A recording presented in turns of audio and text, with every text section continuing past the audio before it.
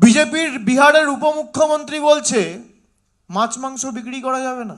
কারা মাছ খান একটু হাত তুলুন তো, কারা খান? খান তো? আপনাদের এলাকা দিয়ে যখন রথ যাবে একটু মাছ মাংস ডিম খাওয়াবেন, এদেরকে রান্না করে দাঁড় করিয়ে রাখবেন,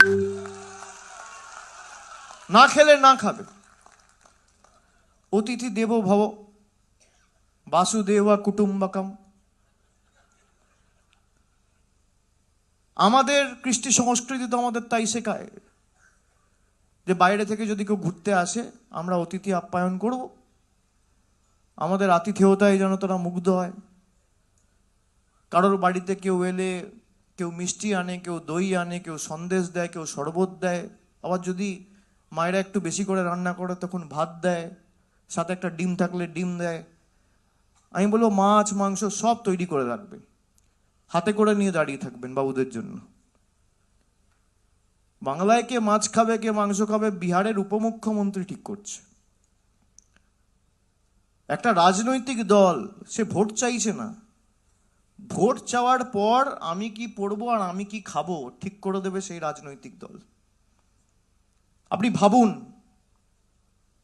গণতন্ত্রের রীতিনীতি অনুসারে প্রত্যেক রাজনৈতিক দল মানুষের কাছে যাবে, সমর্থন চাইবে, তার কাজের কথা বলবে। মানুষ এক পক্ষকে সমর্থন করবে, এক পক্ষের বিরুদ্ধে ভোট দেবে।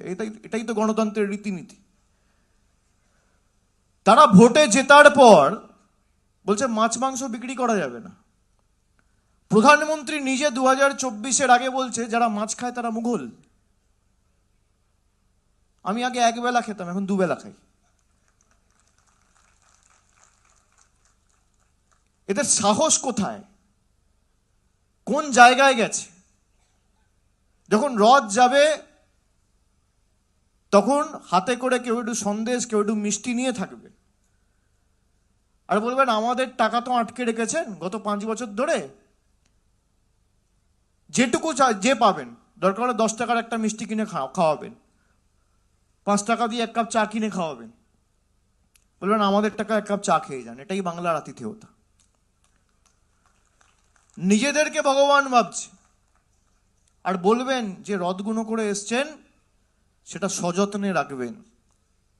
তার কারণ আমরা যেমন রথের প্রথা বা রথের তাৎপর্য জানি, আমরা উল্টো রথের তাৎপর্য এবং প্রথাটাও মেনে চলি।